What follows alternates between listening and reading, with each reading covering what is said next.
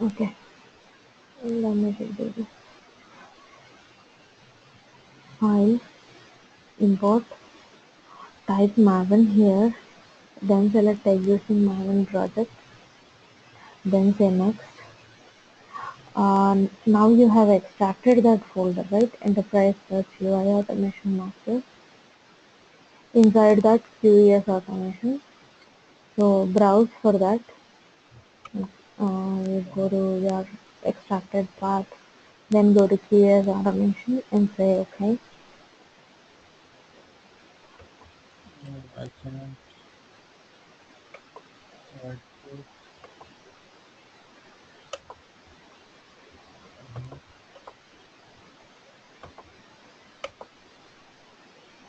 Mhm.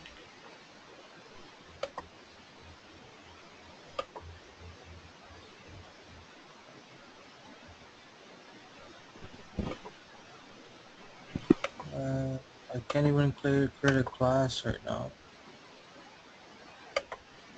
Why? Okay, I don't know. It's not giving me the option to.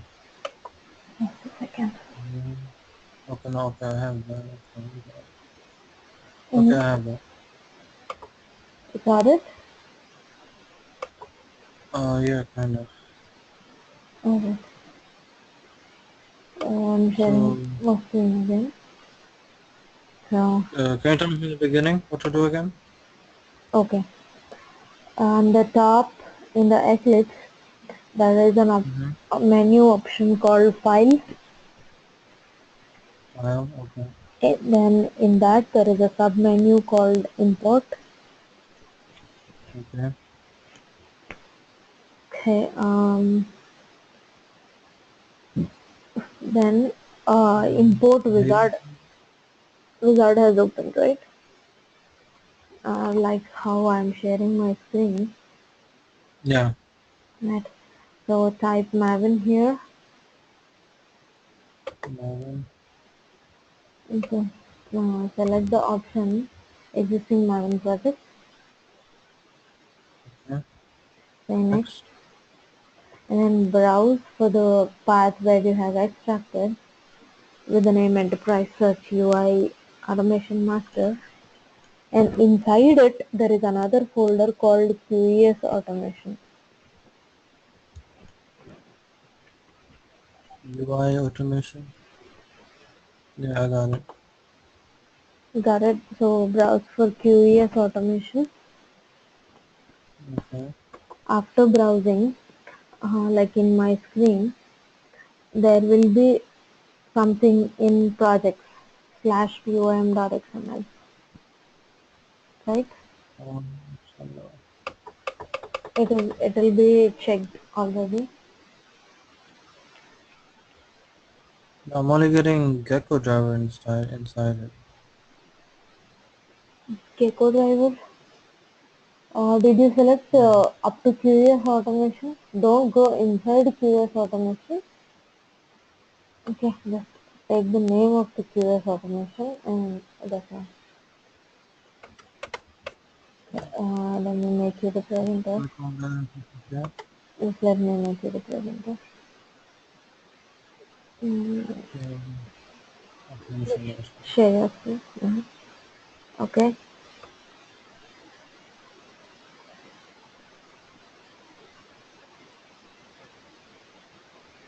I'm gonna do it from the beginning. yes. So go to that, expand the enterprise. With the left side, you have a small arrow beside the folder. Expand it. Yes. Even so, in this there is a folder called QES automation. Select that. That's okay. Select it. Single click.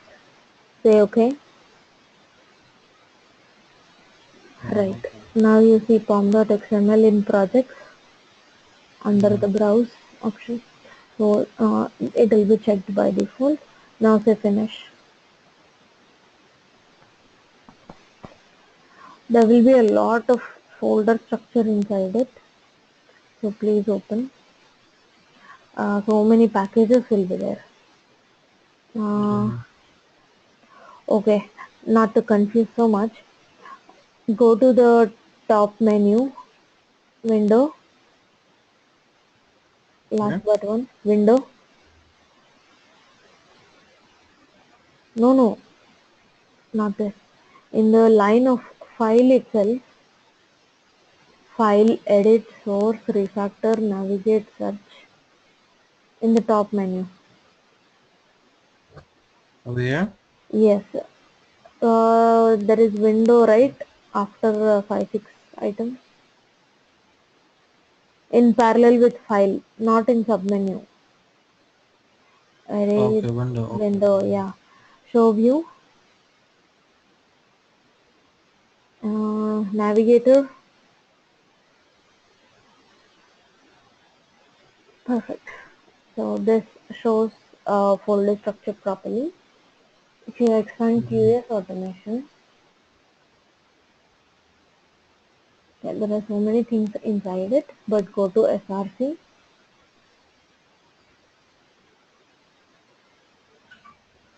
Please expand both of them till the end. Keep on expanding their child as well.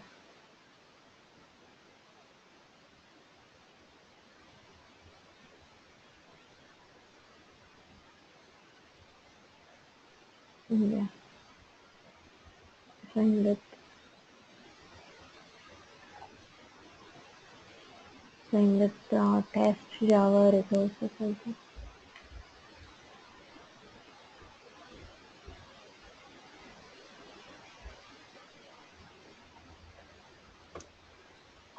Common test cases. Oh, test cases will be very long. Collapse the test cases. That's okay. Yeah, expand resources, down resources. No, no, expand it. Span all of them.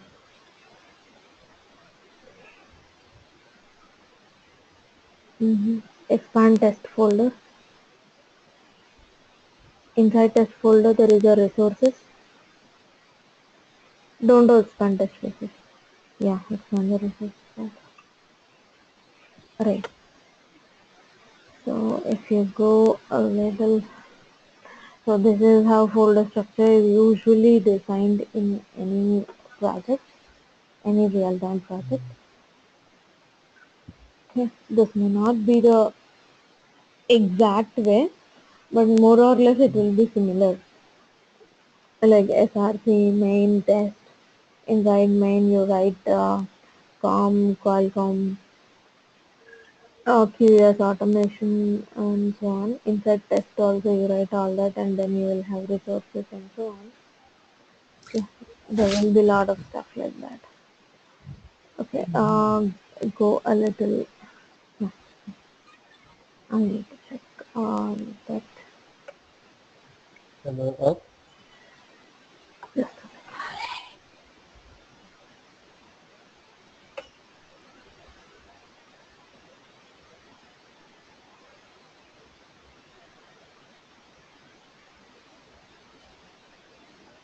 okay.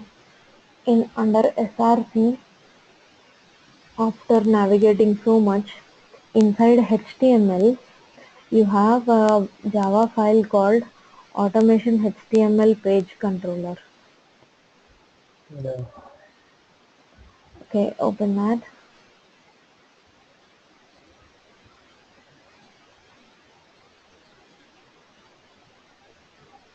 And then, Okay, so we have a main program. Inside a main program, we can split it into small methods and call them. Okay, in any programming language, mm-hmm. we have a very huge program. We can split it into small methods and call them inside the main method. Okay, so you have been using this function, this few lines which are common in each and every test case for you, like driver equal to new Firefox driver. Right. So few things you have been repeating across multiple test cases. So what we Mm-hmm. do is such things we collate and put them in small functions like this. So whenever you open a Firefox driver, you will have to maximize it. Otherwise, it will Right. come small, Mm-hmm. right? It will Okay. become like this, small. So you will have to maximize it. So in order to Right. maximize, you have something called manage dot window dot maximize. Okay, like Maximum. line Okay. 73 on my Right. screen. So Mm-hmm. something like that. And then there might be requirements that you want your screen window to be of uh, this size exactly, like this. Okay, I have Mm-hmm. like this. If you want a specific size, then you will take something like this and provide its dimensions. So on your screen, any dimension will be measured in pixels on any electronic device, any electronic display. The Yeah. size of the screen is measured in pixels. Okay, so in YouTube we say 720p, 1080p, right? So which means Yeah. 720 pixels, 180, 1080 pixels, 2160 pixels. So as the screen size increases, we try for HD quality and all, right? Which means the number of pixels should increase. If the screen size Okay. goes bigger and if the number of pixels do not increase, it will cause the pixels to expand too much and show and cause blurring. So we increase the number Right. of pixels as we increase the size of the screen. Okay. Okay. So if you want to show it up in a bigger screen, you can increase the size of this pixels. So for my Mm-hmm. screen, this length is 1020 pixel and the height is 960 pixel. Okay, because it's not a Mm-hmm. perfect square, my screen is a rectangle, so the x and y dimensions vary. Okay. Right. And if you look at screen resolution, yes, here, okay, Mm-hmm. I have a lot of options, right? Right. So my screen is 1600 into 900, and when I use this function without giving any pixel dimensions, it will adjust accordingly to my screen. Whatever screen I have, it will adjust automatically.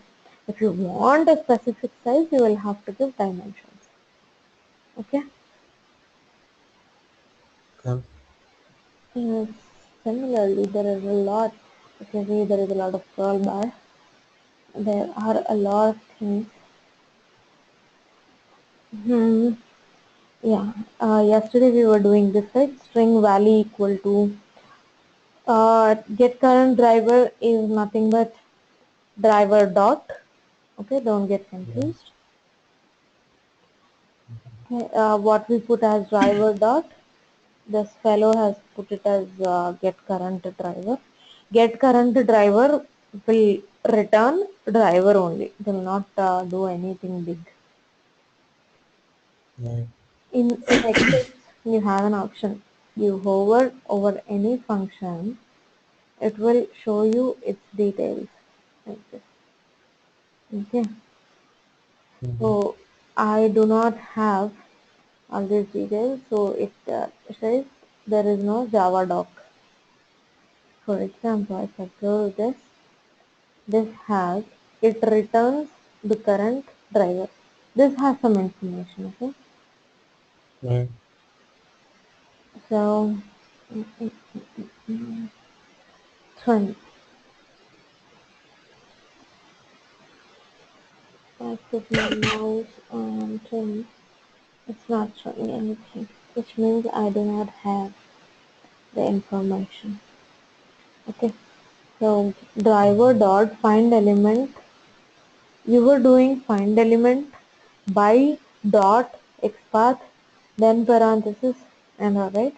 Simply you have a better Yeah. function by find element by xpath. You have this directly also. You don't have to Mm-hmm. do the by dot xpath all the time. You can do this by xpath. Put the xpath here, whatever xpath you have, put it here, and then dot get text, which means um, press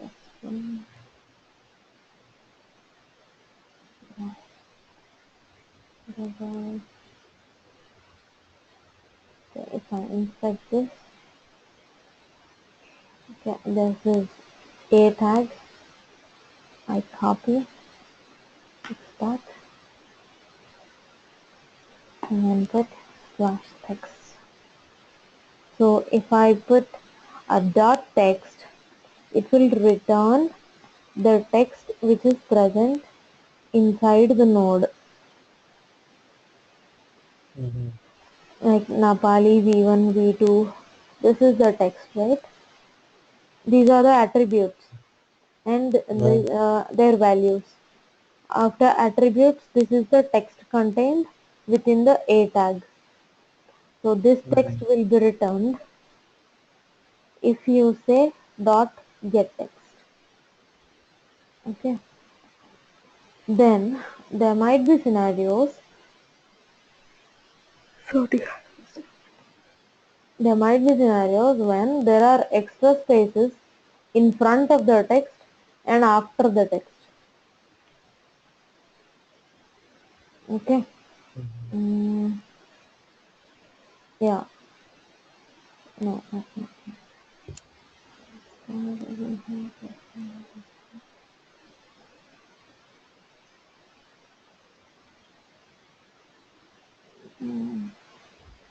So this is the text. Determine and execute a course of action. In this text, sometimes there might be a lot of space in front of this, and there will be space after this. Okay. Here Mm-hmm. in the ending and here in the beginning, there might be lot of spaces. So we use Mm-hmm. a trim method to remove such extra spaces. We use this Oh, trim on strings. We do not use trim on integers. It is only for strings. When we do a get text, this part which are highlighted in blue, that part will return a string. So for that string, if you write trim, it will remove the trailing and leading spaces. The space which is in the front of the string is called the leading spaces.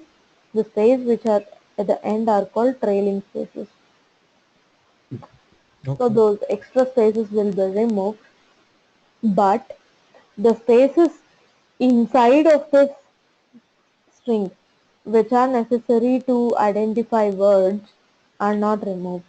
They will stay intact. Only extra space in the beginning and the ending will be removed. There are options like mm, right trim,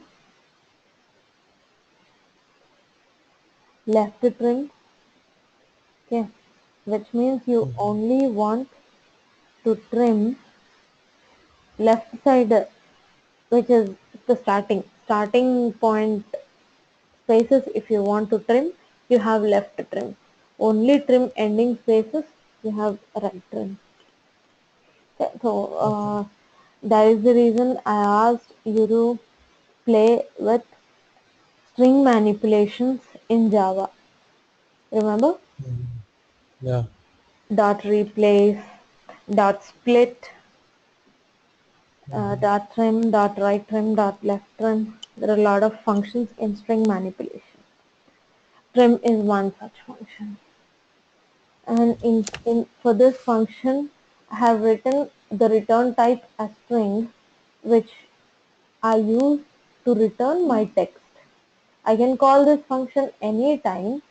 By simply providing the X path, it will do the remaining job for me. I don't have to write all this nonsense every time. Dot trim, dot get text and all. I just pass X path, I will get the text with one word, which is the name of the function. Okay, Mm-hmm. then uh, this you are validating text, which you are using for verification actually. Remember, we have been verifying a lot of scenarios like you printed hello and you will get some text and cross check if it is hello. Right. We've been doing that, right? In such Yeah. scenarios, this will be helpful. There are few assert commands in Java, okay, which will do the if else part for you. Mm-hmm. Okay, they will take the input, the text you want to validate. I mean, this is the expected value, and this is the actual value. Like this: expected, actual, and in case you want to print some message, you can give that message. This message will be printed upon success. Okay, Okay. so you give a message, this part is message, and you separate it by comma, and then give. So make a note. You have to go through string manipulation to understand this. String manipulation in Java, and then these are assert statements in Java. Okay, Okay. right. So this code is helpful for checking if horizontal scroll bar is there or not. For example, in the Mm-hmm. current window itself, we have a horizontal scroll bar and a vertical scroll bar. Okay. Mm-hmm. For example, I have a scenario. I have my web application, okay, which is clear quest search. In this application, I will minimize this. When I minimize this, I should not see a horizontal scroll bar. Okay, even if I minimize this so much, to some extent, I have this minimize function where I can give the size of the window, right? So Mm-hmm. for up to this size of the window, I should not have horizontal scroll bar. If I decrease the size even more after this, after certain extent, I should see a horizontal scroll bar like this, Mm-hmm. right? So such kind of scenarios I'll have to verify sometimes. In that case, my horizontal scroll status, vertical scroll status, okay, these will be useful. Okay, Okay. and you might have to validate something similar related to vertical scroll bar. So this is for vertical scroll bar. Okay. So for verifying that, we are executing a JavaScript. In order to execute a JavaScript using Java, this is how we do. So JavaScript dot execute the given JavaScript. Okay, this is actually Java code, but we are calling JavaScript from Java. We can call any other language from one or the other languages. Okay, we can Mm-hmm. call Java from Python. We can call JavaScript from Python. We can call Python from Java. We can do mix and match sometimes. Sometimes, And what is that in the string? sorry, What is that in the string? What is that? this one, Yeah. that is the JavaScript code. Okay, in Okay. JavaScript, this is how you get an element. Document Mm-hmm. dot document element. Document is nothing but driver, something similar to driver. Document element means get element Mm-hmm. or find element. We're using find element Mm-hmm. by process, something similar find element. And then the name of the element. Mm-hmm. Okay, so scroll height is greater than client height means uh, if you scroll and add up the entire page height, for example, my entire page height is 1638 lines. Okay, but my single window height is 70 lines. Mm-hmm. Okay, so if I compare my client height is nothing but window height with the scroll height is complete height. 1600 is obviously greater than 70, so that means I've got a scroll bar here, Mm-hmm. right? Okay. So this will compare the two values and return me true or false. So boolean, true or false means boolean, Right. right? So I want it to be true, so I use something like assert true, right? Mm-hmm. Yeah. Yeah. Then I have a scenario I'll show you where I have to put my mouse on and then only I will see my data. For example, I have this chart. I want to see what data is present inside defect. So I keep my mouse here, then only I will be able to see the count that there are 33,865 defects in my application, Mm-hmm. right? So I want to Yeah. hover, I want to do a mouse over. Okay, so for doing mouse over, this is how you do. We have to use this actions, which is a predefined class again. Right. Okay. Inside Selenium, this is one class called actions. Okay, Selenium is a package. OpenQA org.openqa.selenium is a big package. Inside this package, we have a lot of classes. One such class is actions. Okay. Right. Right. Using that actions class, I will do a find element. I will do a move to element. Move to element is a method that is present in this actions class. So I write Mm-hmm. actions dot move to element. What is the move to element? This is my element. I will give XPath for this sector, like insect, then right click, copy, copy XPath, and then I will give it here like this, something. Mm-hmm. Okay, but I will not give it here. I will pass it through here because I have a method. I will simply say mouse over and I will pass things from here. Okay, there might be scenarios where if you mouse hover on something, for example, sharp spark, where is it? Okay, I now my mouse is somewhere sitting here.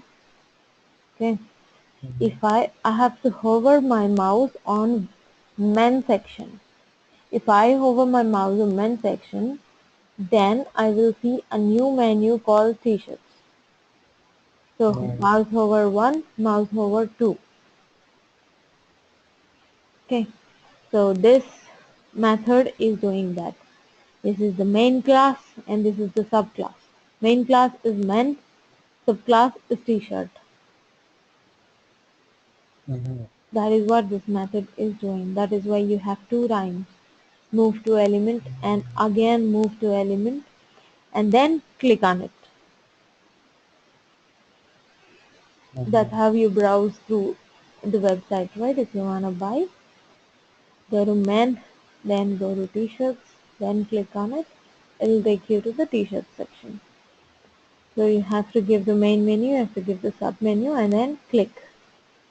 So using the regular click, we will not be able to do this.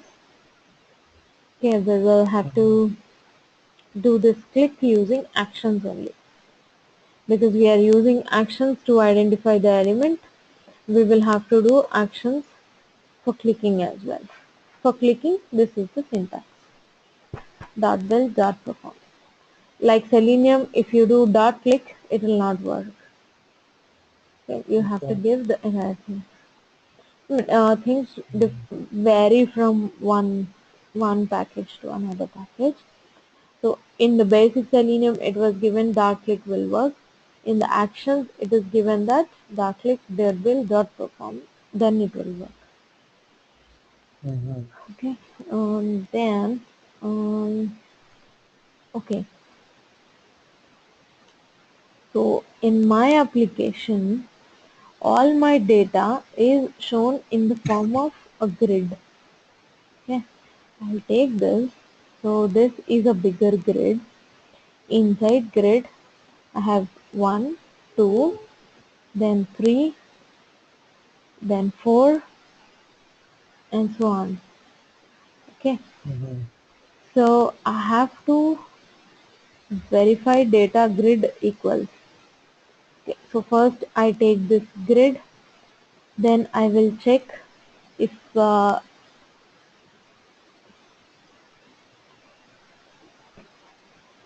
will check if the title is there.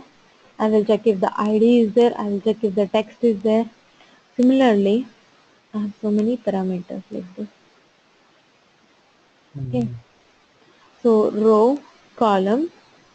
I have only one column right now, but I might be having two columns sometime if I have more information. Okay. So I have only one column right now. So this is first row, this is second row, this is third row, this is third row, this is second row, this is first row. Okay, so I'll Mm-hmm. give the row. And then I want to see if it shows whatever title I want. I want this title. It should show this title, right? Mm-hmm. So I will verify data grid value equals. Okay. Then I have identified this grid. Then I will give row number, a column number there. So this one in range. For example, I have only numbers here. I do not have any names like date. Okay, Mm-hmm. so I want this date to be within the range. Whatever range I give, I want it to be within that range only. So I will verify if it is inside the given range. Okay. For example, I put a filter here saying that I want details from March 1st to March 30 and search. Ah,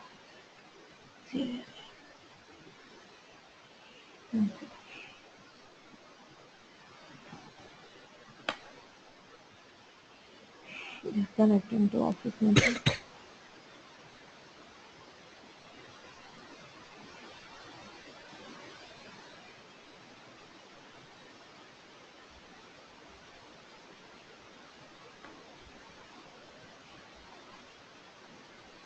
Mm, mm,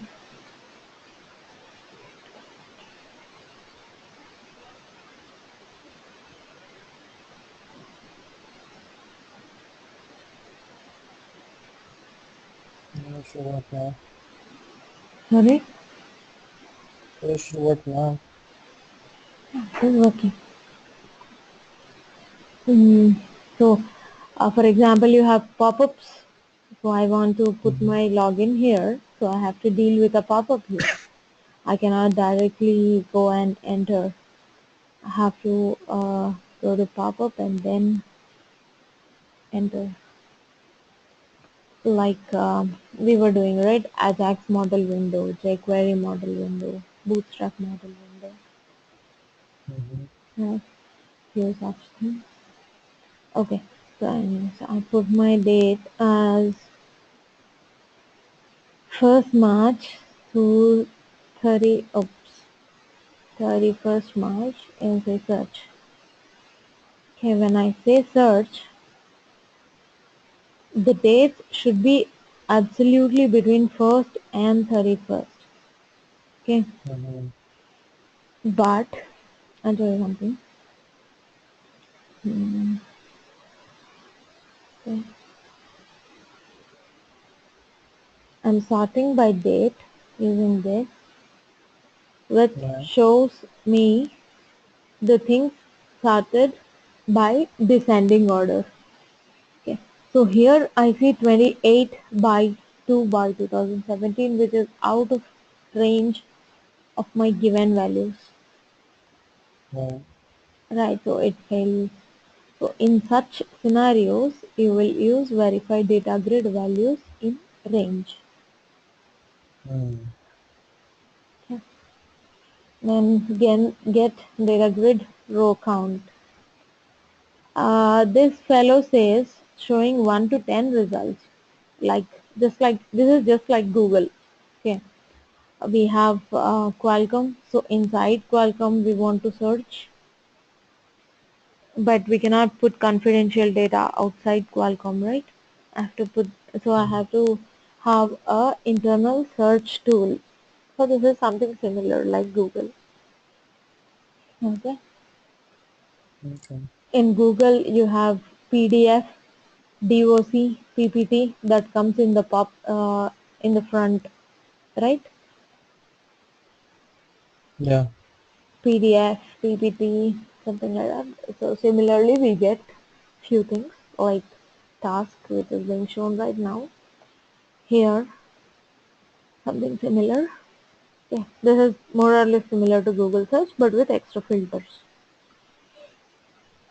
Alright, so get data grid row count. I have to verify if it is actually showing 10 results. It says 1 to 10, but there are times when it shows only 9 Mm. because there is a bug in the application. That is what I have to catch up, right?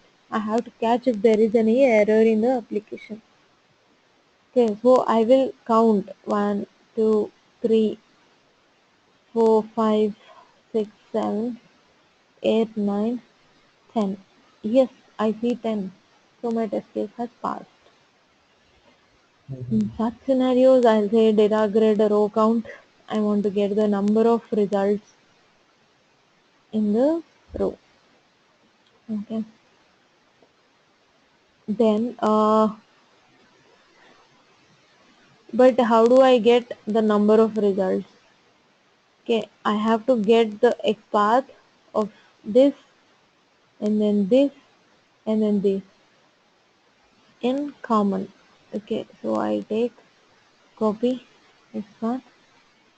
If I remove, I have told you, right? If I remove the number, it will identify all similar elements. Here it is saying 3 of 10. So it is identifying 10 similar elements. Okay, 1, 2, 3, 4, 5. Like I put my mouse on it, it will highlight 1, 2. So this is the yellow one, the yellow line here shows that my XPath has 10 results. It is navigating through each and every result when I hit on enter button. Okay. Mm-hmm. So I got a common XPath now. Now I will put this XPath and get all elements. There is a command called find element and find elements. You remember you asked me Mhm. what's the difference between them. Yeah. So this is find elements.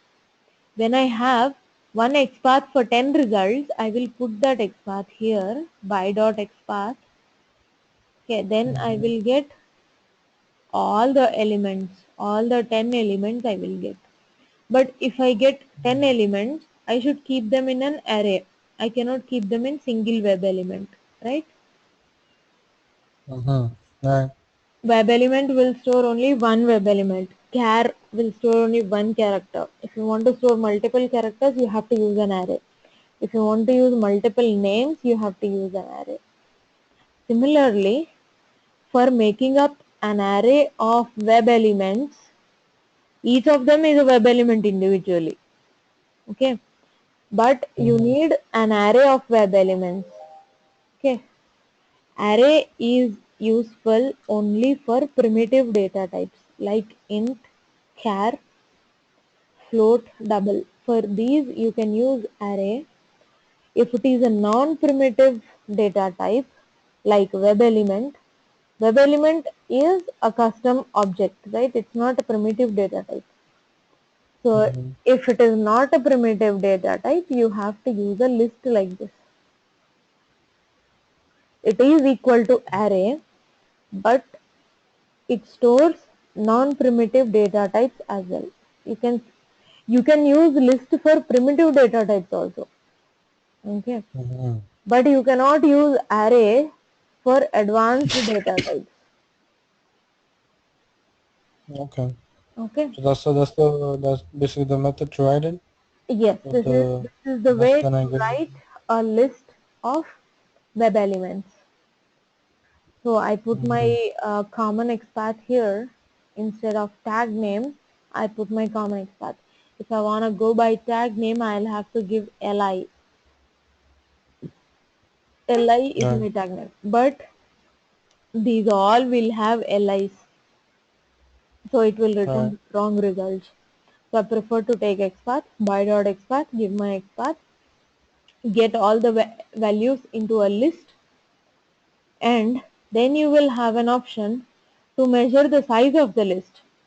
Obviously, right? You have array dot size, length of an array. You write a for loop for I equal to 0, I less than arr dot length I plus plus. Remember? Yeah. So array has a function called dot length. So list will also have a function to measure its capacity. That is list dot Right. size. Okay. Okay. So And then what does -1 do here though? what sometimes what happens is you have an Excel sheet, for example, okay, like this. So this is also a grid. Okay, Right. if at all something like this was printed on my application, this also makes a grid. But the first row contains heading. So I should not count my heading as number of results, right? Mhm. So if the only these will be my results. But when reading in automation, so this first line will be my heading, then from the second line my result starts. In such a case, but the XPath is the same even for the result first. Yeah. Right, so for everything the same XPath is coming. In such case, I will pass another parameter called exclude headers. If I say exclude headers equal to true, if exclude headers, subtract one line, otherwise return as it is. Mhm. When I use Okay. this entire method in my real test case, when I use this entire method in my real test case, I will know whether I have headers or not. Sometimes I might have, sometimes I might not have. but these are the methods in this Java code. These are the methods which will be reused any number of times, right? So sometimes we may have, mm, sometimes we may not have. When we reuse it, we will confirm whether we want or not by sending this parameter. Okay. mm-hmm, So again, data grid row count. I We were done with it, right? Okay. In this case, we were sending element ID. In this case, we are sending XPath. So find element by ID, find element by XPath. But the name of the method is different. The yeah, type of arguments is different. This is string boolean, this is string int. String boolean, yeah, string int. Remember in Java we have studied about method overloading. yeah, So this is a live example of method overloading. So you use the yeah, same name, you use the same return type, but you either change number of arguments or you either change the data type of the argument. So here we are yeah, changing the data type of the argument. So we are using method overloading here. Okay. yeah, Then data grid validation. mm, So I want to compare my text. Okay, so I will do a get text, right? I will mm-hmm, give a path for this and I will do a get text and I will compare with whatever I want. But here I have 10. I want to compare 10 of them. So I will yeah, take all these into strings and put these strings into an array. Okay. Then using this one Java, I will get list of web elements. Okay. And for each of them, I will get the text and I will compare with whatever I want in the array which I wrote. I will compare with my array, right? mm-hmm, Here he is saying string regex pattern matching. I've shown you regular expressions, remember? yeah, Um, okay, regex 101.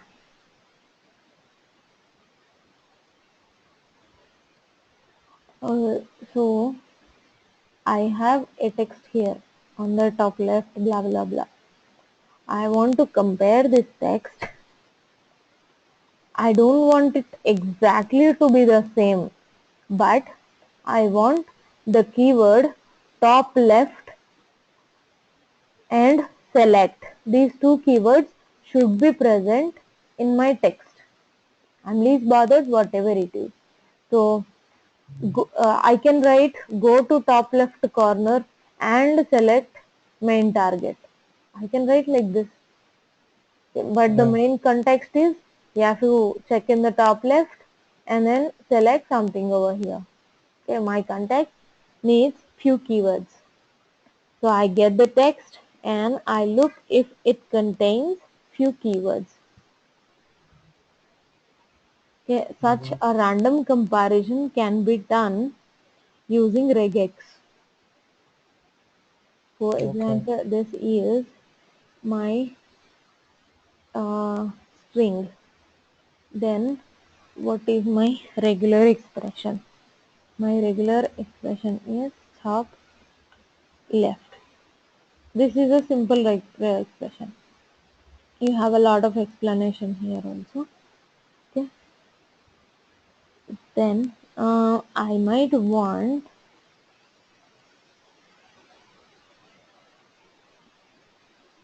dot star means any character followed by mm-hmm, top, okay, followed by any character, and this will be the end. This will be the end of the line. So top is not the end of the line. It still has some information. So it says it doesn't match. Dot star cap.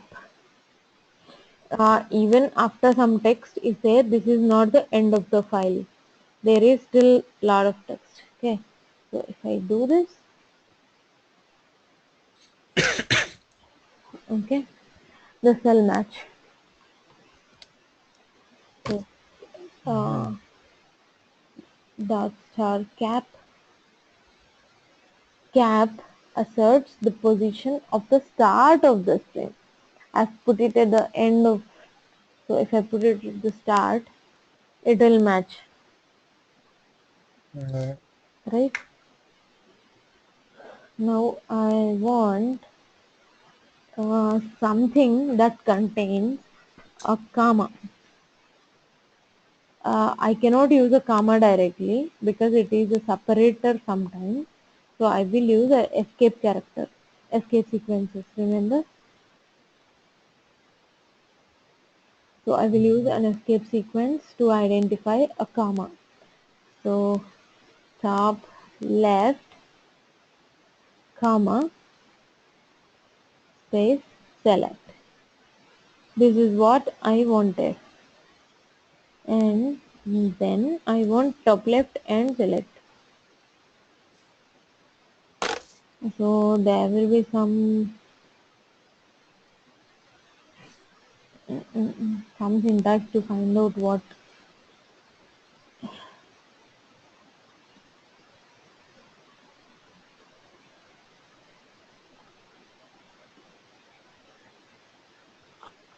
So something like this, something similar it will be there.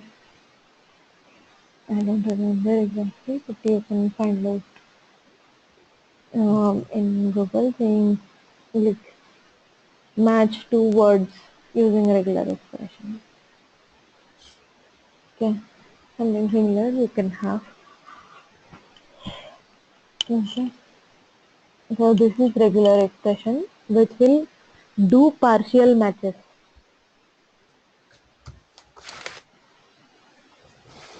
So using one such regular expression, we are trying to match in our application for the title. Okay, Mm-hmm. so basically our title should not contain equal to symbol. It should not contain semicolon. It should not contain few symbols. So I put here whatever symbols are allowed, only those symbols I have put it here to check if I don't have any wrong symbols. Mm-hmm. Okay.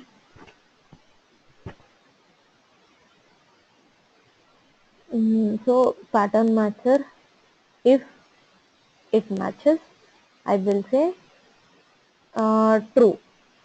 If it fails, I will say false. After saying, I will say assert true. Something like that. Okay.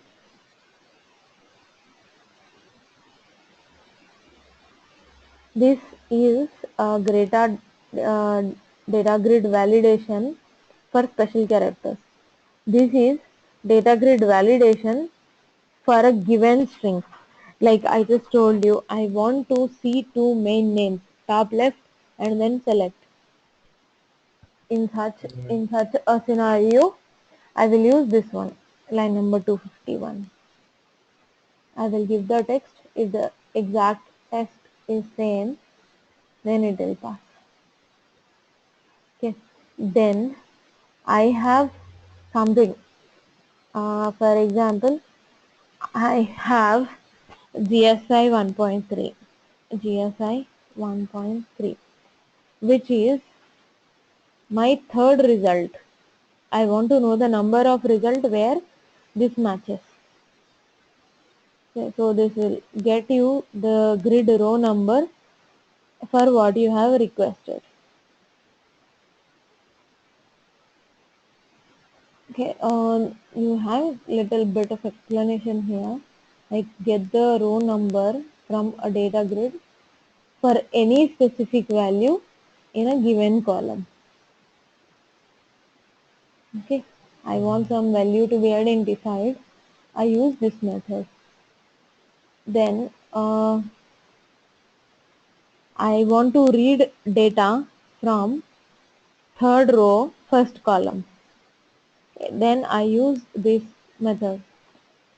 For I want third row first column test underscore 03. So for something like that I use this. Then I have lot of other methods. Okay, the grid methods are over. Now you have click. We click and then we wait, right, for the reaction to go on. You click, then a new page will load, but without waiting, if you try to perform some other operation on the new page, it will not work, right? So you have to wait till the page has loaded. Mm. So for some things like that, this is thread dot sleep. Okay. Instead of time, he is saving the time in a file called automation constant. This is the file, and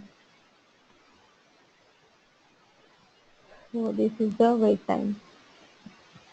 We use 1000, 2000, 3000 like that only, right? So he's keeping that in a different file and calling that from this file.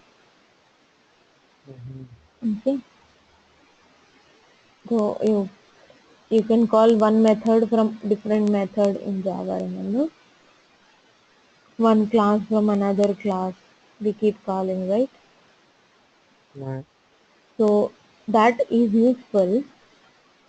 I have a lot of test cases in my application.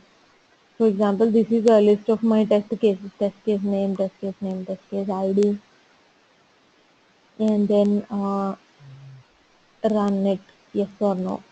Did I run it or not? No, I did not run it. I have to run it tomorrow. Something like this. Okay. I have lot of test cases. If I write each and every test case in the same Java file, the Java file will go very big, right?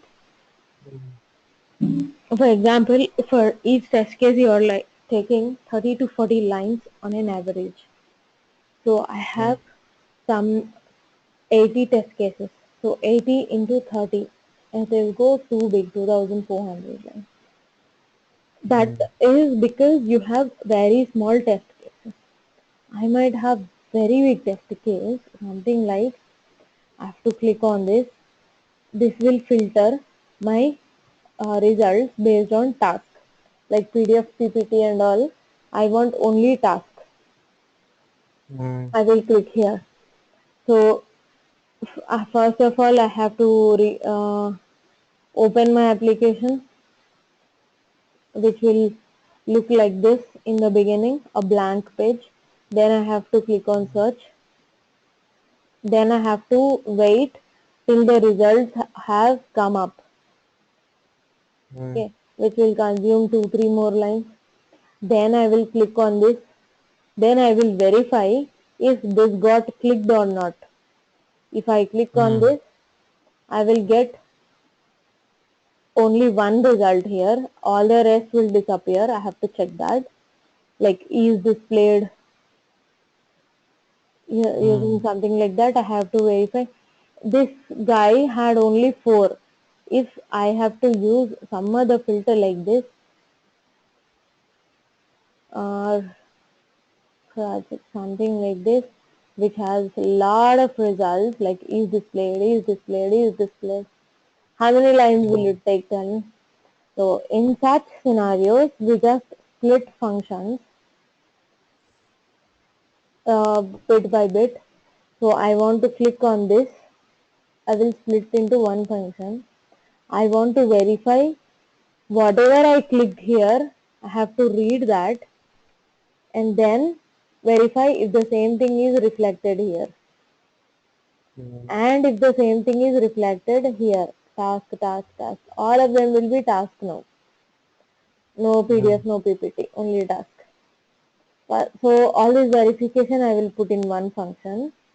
In the other function, I will put my code saying I want to see this URL, I want to see this, I want to see this. All the verification I will put in one more function. Then I want to click this. If I click this, the new web page should open. That is all different scenario again. A pop-up will come. Handling pop-up is a different function. So I split Mm. my single test case into lot of functions and put those functions in a different Java file. Rather than putting it in the same file, which increases the size again, I'll put it in a different Java file and then repeatedly call my functions. Okay. Similarly, Mm. I will have few constants like this one. For Chrome browser, what is the code? And you remember you wrote gecko driver, a path. Yeah. So you don't want to write it in every test case, right? You want to keep it Mm. somewhere and call that variable. So I Mm. put some common variable here and I'm putting the path here, .exe. I will put an entire file path here. Okay.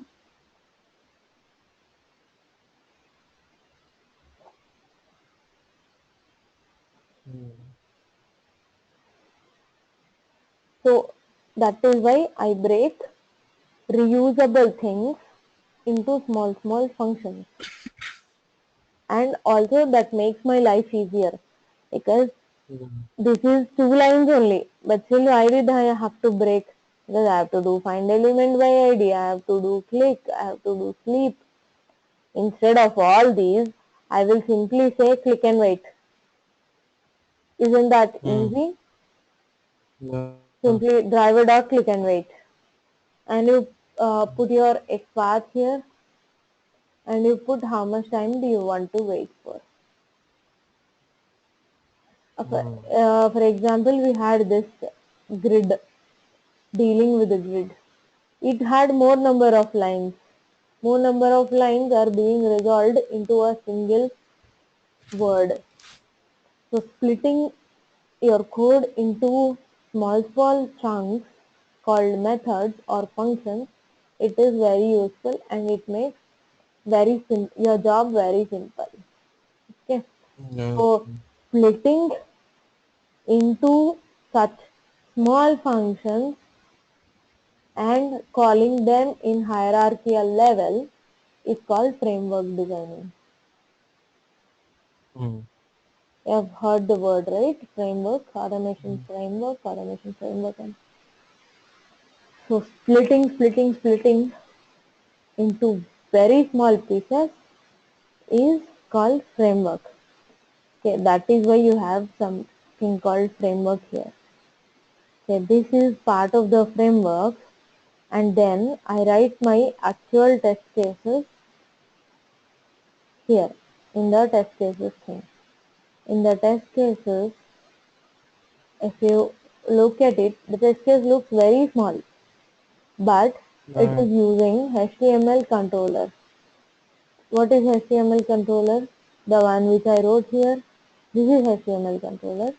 From HTML controller, I am calling verify text by XPath simply.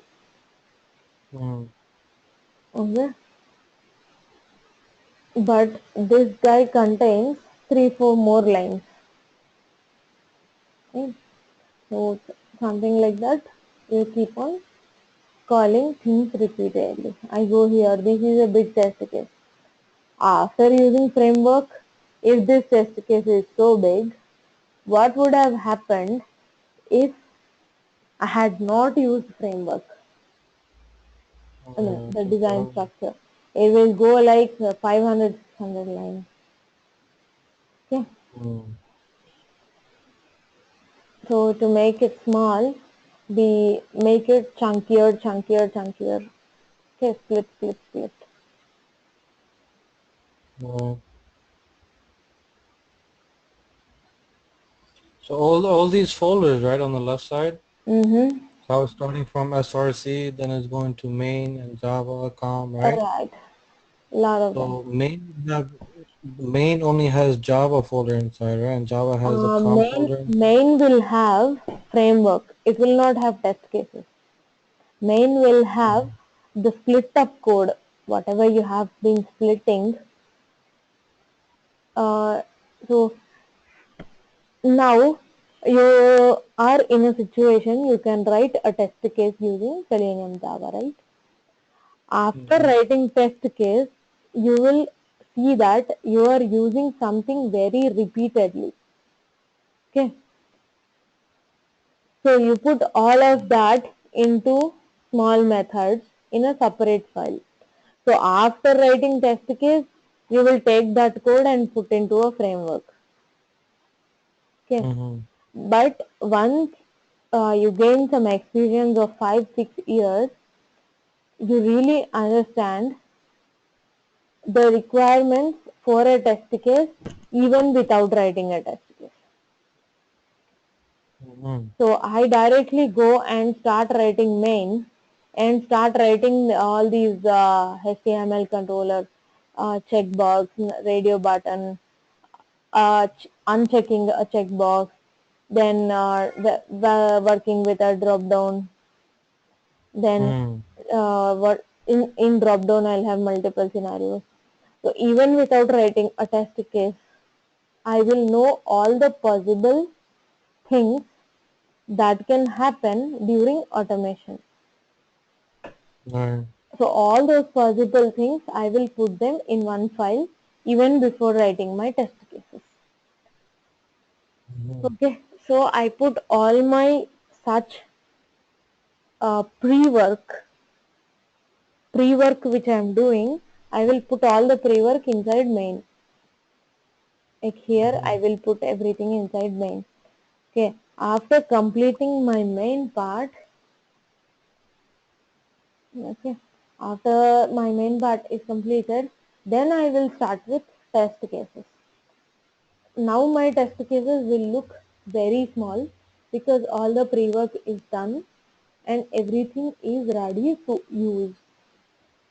Okay, Mm-hmm. I don't have to write and then cut and then replace it with this method. I can directly use this method and write off my test case. Okay, and whatever the language is, Ruby, JavaScript, Java, Python, if you look at Selenium HQ download, this fellow says he supports all these languages directly and indirectly third party support is given for Perl, PHP, Shell, Objective-C, JavaScript, R, Dart, TCL. So many languages are there, right? Yeah. So irrespective of language, the way you design framework will be the same.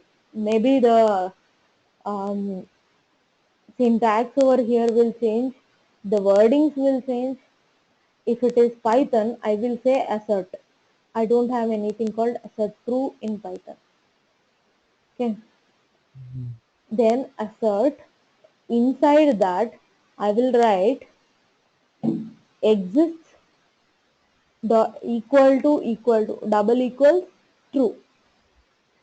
Then I will Mm-hmm. write my message. First here we are writing message, right? Yeah. In Python it's reverse. Later on message will come. And here the message is printed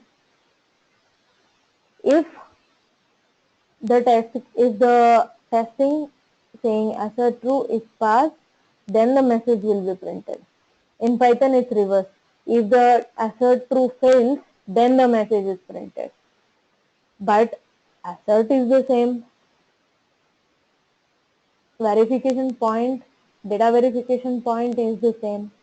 which means code logic is the same for any language. Okay. Mm-hmm. Like I'll tell you a scenario. It's been an year, like last year, April 2nd, I guess. I went for an interview with Qualcomm, the company with which Mm-hmm. I'm working right now. I went for an interview with it. So the person who interviewed me has interviewed me in Java. He asked me to write logic. I said I don't remember the entire syntax of Java. Okay, but I can get it from Google whenever I want. I'm least bothered about Mm-hmm. syntax. But I know there is something called as a true. I know there is something called list. Okay, I know there is something called boolean, for loop, for each loop, while loop. I understand all the concepts of Java. I understand abstraction. I understand interface. But I don't want to mug up everything.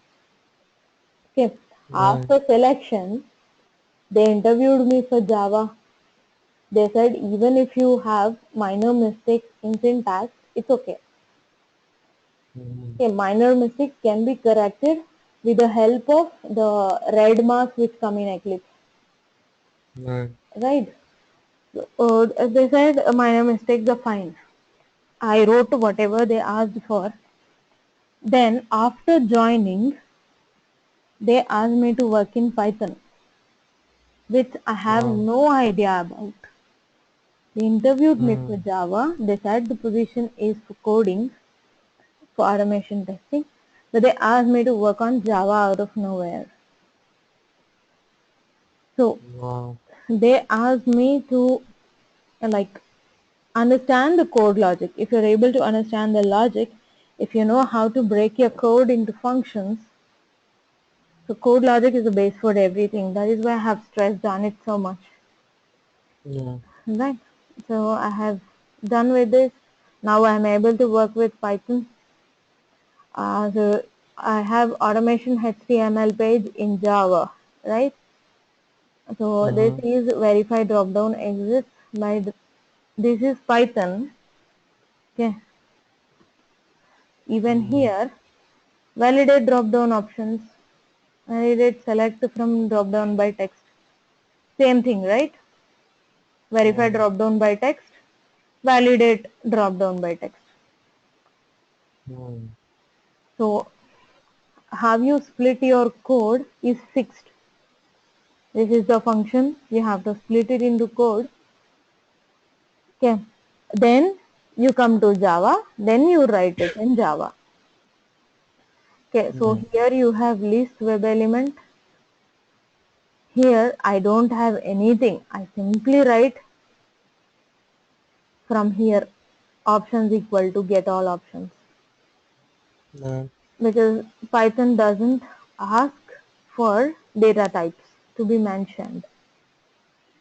I say Mm. exists equal to false directly. I don't have to mention boolean, but in Java you have to mention boolean. Syntax changes will be there, but all you should know, the main thing you should know is how your framework design happens. How you Right. split your test code into framework. So you are having this is our test project which I created on the first day. So when I created, I by default created bin and src out of habit. Mm-hmm. You guys were creating new, and then you create some package. Oh, the whole my Eclipse is still in Python mode. This is Python mode. This is Java mode. Eclipse will work in both. It was still stuck there. So in SR, you guys were doing new package and giving some names like automation or cell easy, something like this. Yeah. The first thing I give is SRC. Doesn't SRC come automatic though, or It comes automatically when you create a new project, file, new Java project. Um, then it comes? You can have an option saying that SRC should come by default. Mm-hmm. For example, you get a default option to say public static void main, right? When you create a Mm-hmm. new class, it gives an option. You want to create the public static void main by default. Something like that, you'll have an option. Then you create a package. Inside the package, you create a class file. So in this file, these three lines are common to open a Yeah. browser.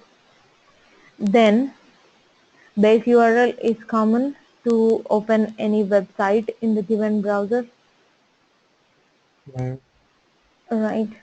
Then input something is common. Mm-hmm. Then clicking is common. Then waiting is common, like this. Yeah. Then sleep is common. Quit is common. Right. You quit after every method. You sleep sometimes whenever required. I'm sorry for this. I put 10 Mm-hmm. out of practice because in Python it takes seconds, in Java it takes milliseconds. Right. Right? So I got confused. But that's okay. I could identify it. Right. Okay, so I put all such functions in this automation HTML blah blah whatever my file is. I can see my file name here on the top, automation HTML page controller.java. Mm-hmm. These are called, these common methods are sometimes called as utilities. That's why Mm-hmm. I put my name as utils. Oh, okay. Now you have the multi-select box, remember? Yeah. And I will identify the box, and for each value I will repeat my selection. I will check if that option is present, then I will select it, then I will click on control and then keep on selecting. Oh, you could even do that. Oh, Right. okay. So I put them in for loop. If I get 100 options in a very big multi-select box, I will still be able to do with a single line of code. I don't have to write 100 times. I don't have to write it again and again. In one function, I have 50 selections. In one test case, I have two selections. In one test case, I have 100 selections. Mm-hmm. Right? Even in such case, I will be able to simply do. So that is the purpose of breaking your code like this. Mm-hmm. Now see, things are getting bigger. Verify links exist. Correct. C CE means certificate error. When certificate load error exists. Mm-hmm. You know what? In Python, this is 66 lines of code. I remember this very well. This is 66 lines of code. Okay. In Python, this everything sums up to just two words. If I write verify equal to false, Mm-hmm. done with my job. Wow. Things keep changing. Okay, it's not the same with everything. And here in Java, if I want to select a multi-select box, I just have to keep on saying select by visible text, select by visible text. Where if Right. it is Python, I will have to click control, like how I do manually. I'll have to do like that. Things change. Few things are easy in one, few things are easy in the other. Mm-hmm. So yeah, load homepage. Like I'm working on this. I have worked so much on this that this page has become a crap now. I don't even understand. Or for example, I have done a Google search like this. I have done a Google search and I don't know what I have done previously. I cannot go back and back. So I simply do google.com again, right? So Mm, in such scenarios, after working so much on the same web page, you want to reset everything to go to normal, you will use this. You keep reloading homepage. For the first time, you obviously do load homepage, but you mm, might feel, why do we repeat this function? Because we might be repeating at times when your page has become crap, something has failed. Okay. After every test mm, case, you want to reset your application. mm, In such scenarios, you will reuse this method. So it's good to have a separate method for this also. Then you do a refresh. So load page. So get current URL and reload it. there the middle of the line. Right. Mm. So I have a URL in my hand. Okay. And I want to verify. It became crap. Yeah. Just a second, it's loading. I put 100 results per page. So now it will show 1 to 100, showing 1 to 100. Mm, Okay, now I have a URL in hand. I want to verify out of these thousands of links which one will match with my given URL, and then click on it. mm, So something like this, verify link exists with the given URL. Okay. Now verify pop-up exists, right? Get window handle. We were doing this window handle, right? yeah. Yeah, so even more than window handle, we have a lot to do. So if pop-up exists, then go to pop-up. If pop-up does not exist, then stay in the web page, wherever you are.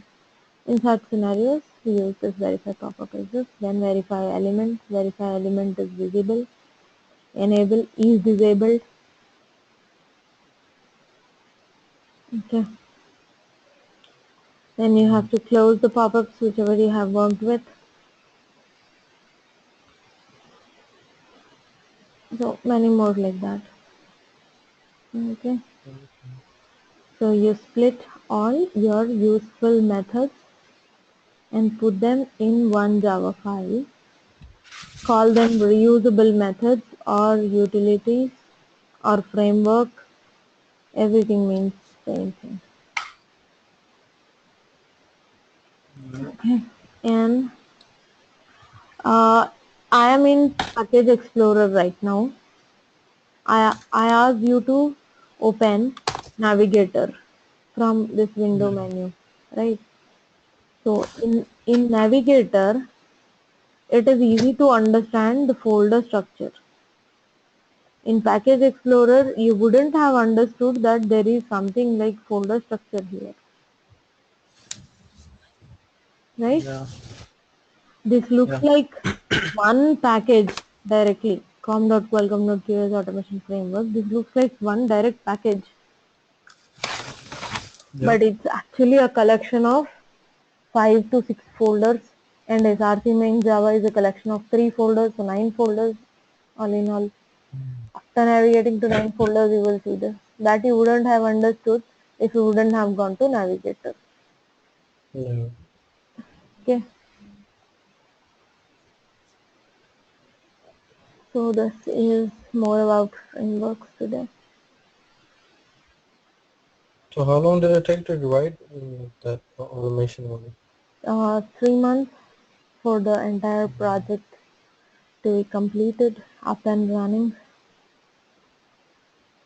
No. We have somewhere around 50 test cases.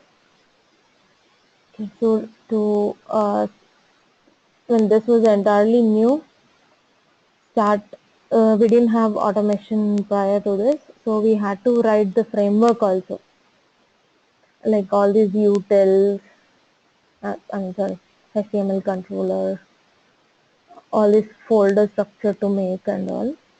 So because it was a new project, it took 3 months. If it was only to automate the 50 to 30, 60 test cases with an existing framework, it would have taken 1 month to automate all this. If you look at this test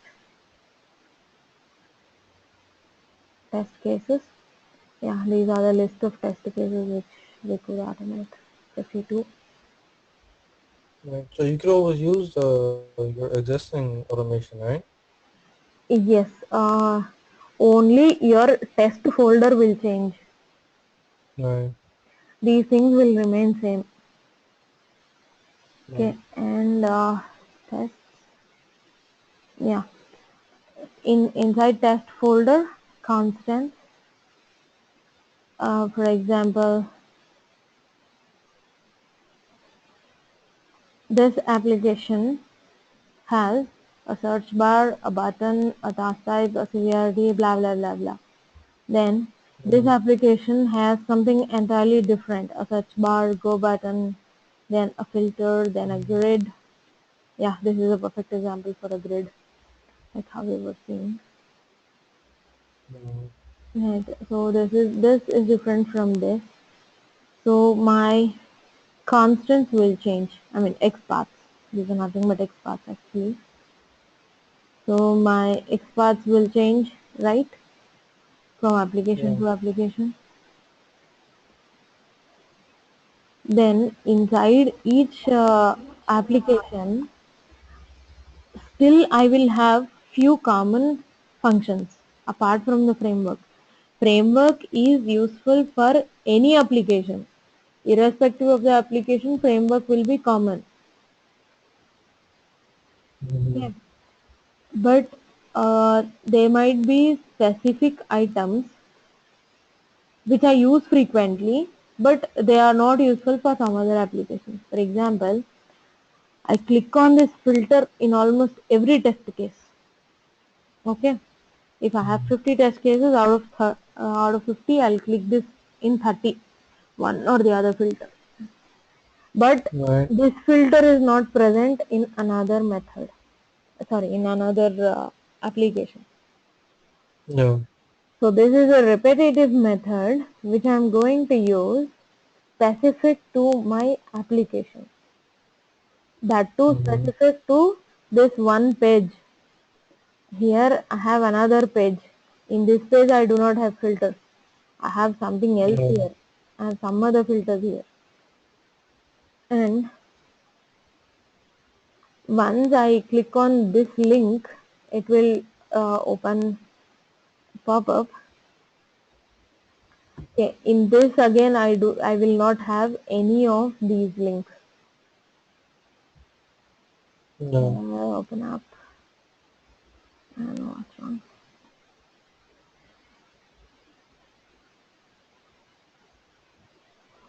Okay, it's not working. Night time for me, right? So the planning will be going on. Things might not work as expected. But Yeah. yeah, so this is specific to only this one page. Then in the different page, yeah, it will open something like this. If I click on this link, it will open something like this. Okay. Mm. So here again I have different things. This page and this page are entirely different. Okay.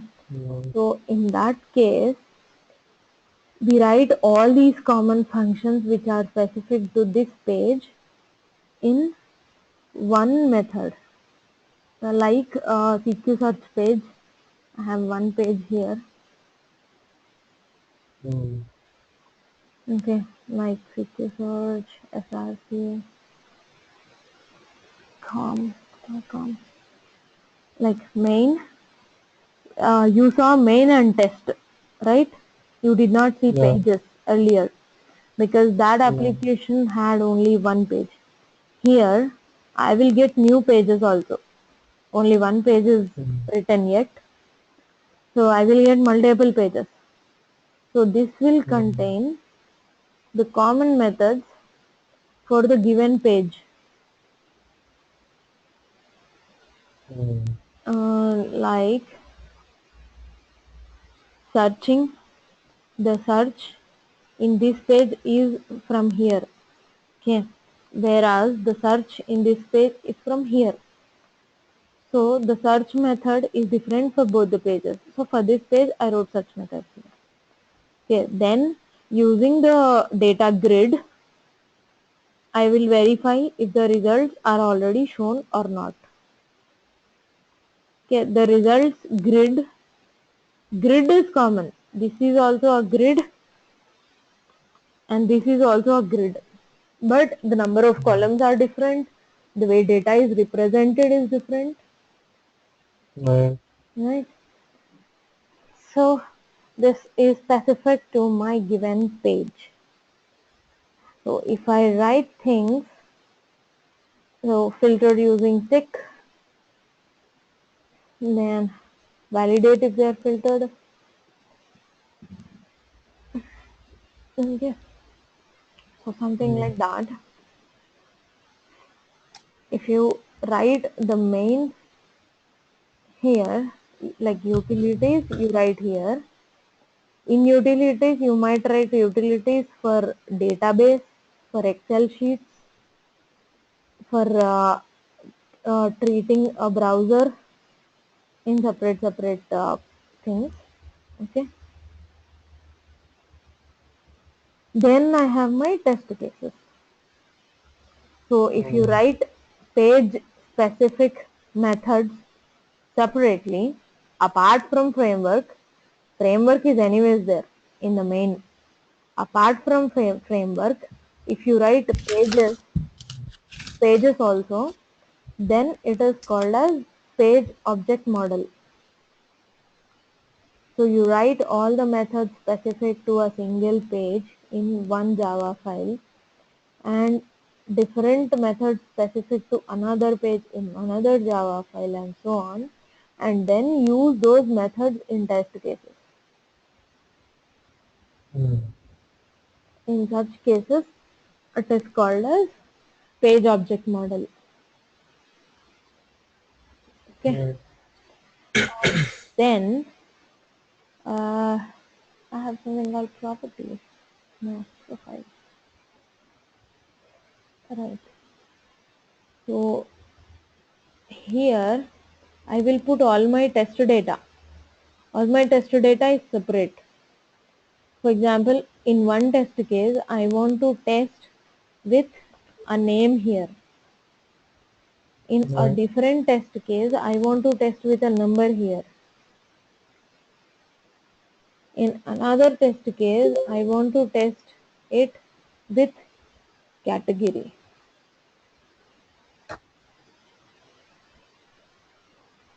So in such scenarios, my test data keeps changing. Okay. So if I write my test data in another file, it could be .java file, it could be .txt, it could be .csv, Excel sheet, JSON, anything. But I write my test data separately outside all of this, Mm. outside SRC. It will not be in SRC or else outside main and test cases. I write somewhere differently. Okay, that is called test driven development.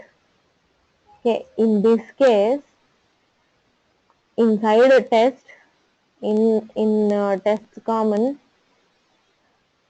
uh, automation here is, where did I write now? Sorry. but I forgot. Yeah, I wrote.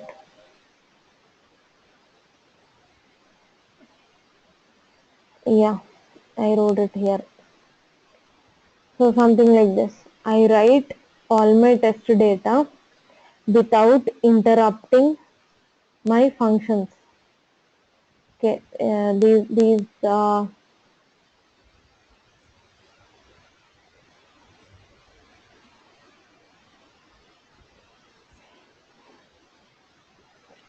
so in this function I will write xpath here, simply xpath, and I will take some arguments from here and I will pass. I will not disturb the utils. So every test data is outside only. I will not disturb the test cases also. In this also I will not disturb them. Okay. In such a scenario, it is called as test driven development. Mm-hmm. Okay. Software testing, assignment tutorials. Okay.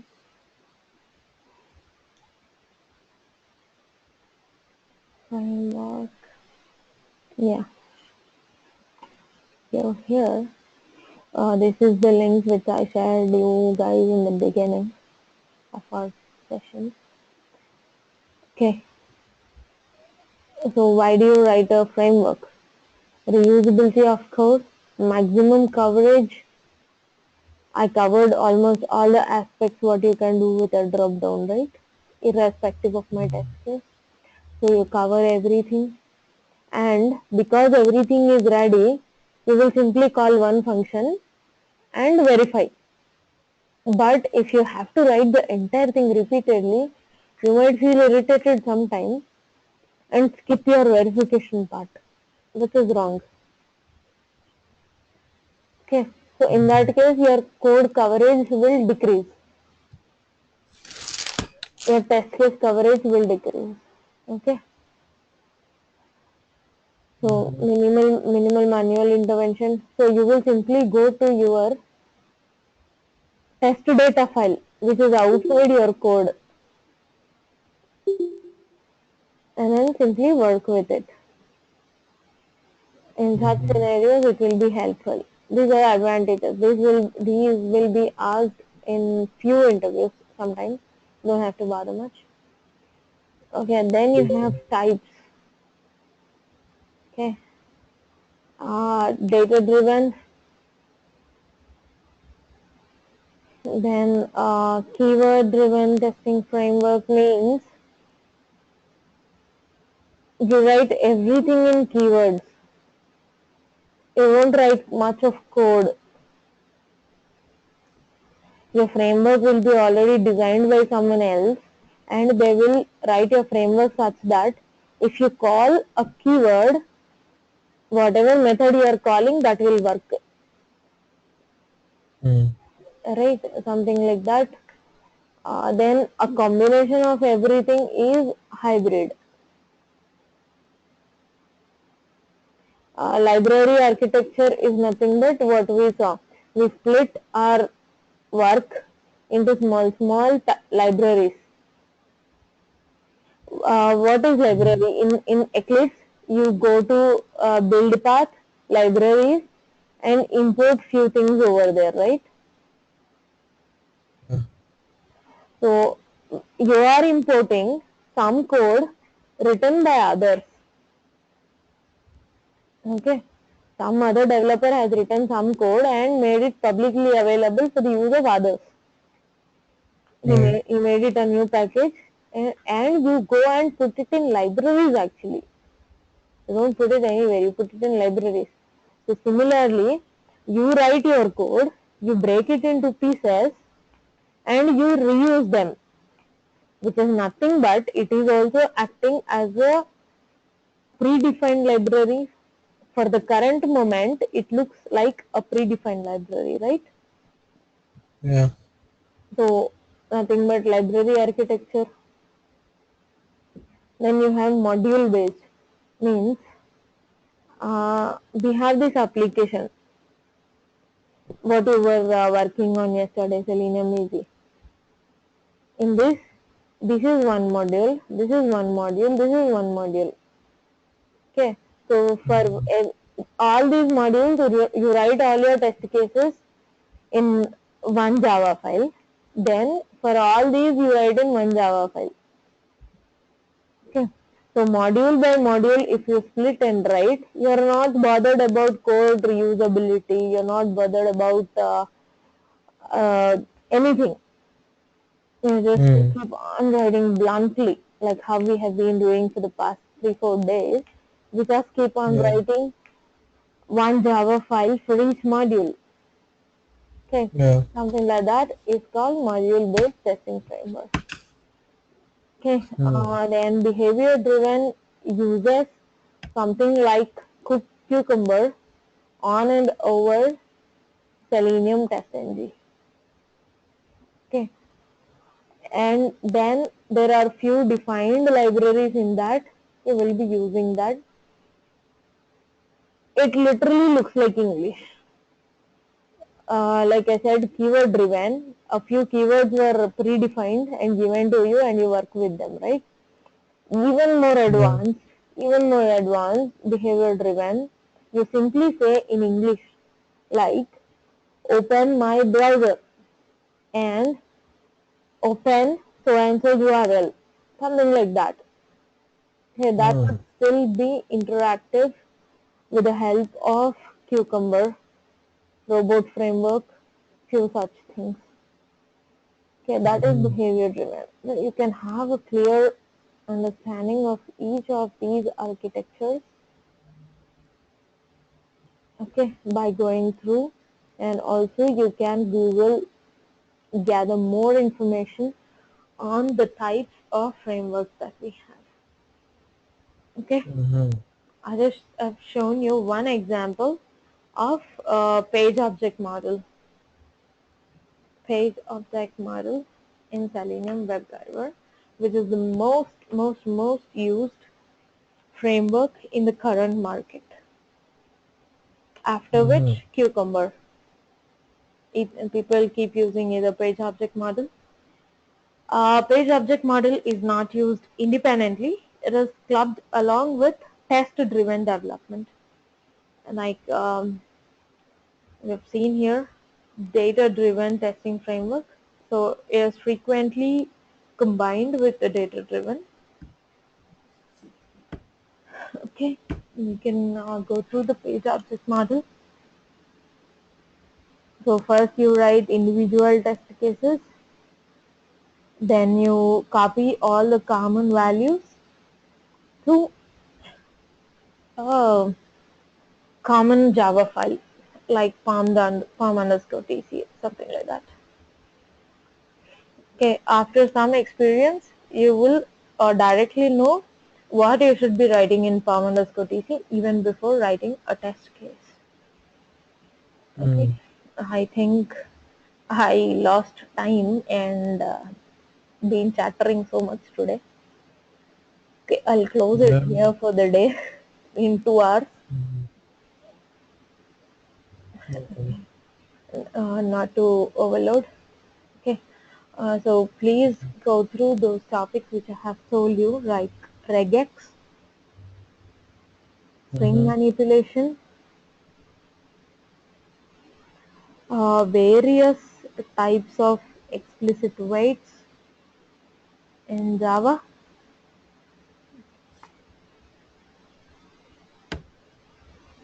Not here. Mm, mm, mm, mm, mm, yes. Oh my goodness. It's the explicit weight, right? Explicit weight in Selenium Java. Documentation.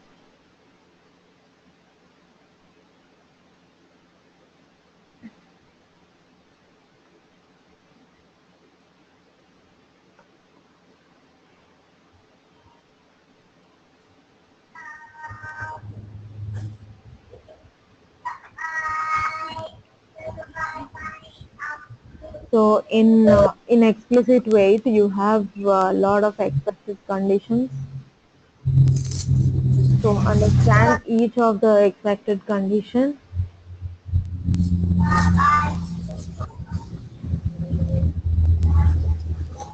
Okay. I will ping you a URL for that expected conditions thing. Okay. And then what else did we think of going through? Type of assert statements in Java. We had assert true, we had assert equals, we had assert false. We have seen so many in this short time. So there are many others. So please go through one by one. Okay. And then Mm-hmm. if time permits, try to understand all the possible types of frameworks that people are using these days for automating. Fine. Okay. Right. So TestNG is also a framework. Okay, but Mm-hmm. it is on and over these frameworks. These frameworks are first. After understanding these frameworks, we will write test cases. Over Okay. test cases, we can apply few conditions with the help of TestNG.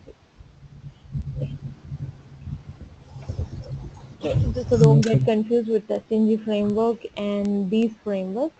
Both are different.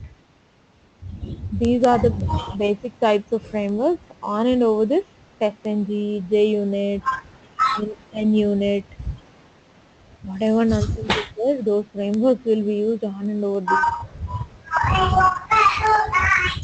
Okay. Okay, then. We'll catch up tomorrow. Okay. Thank you. Yeah.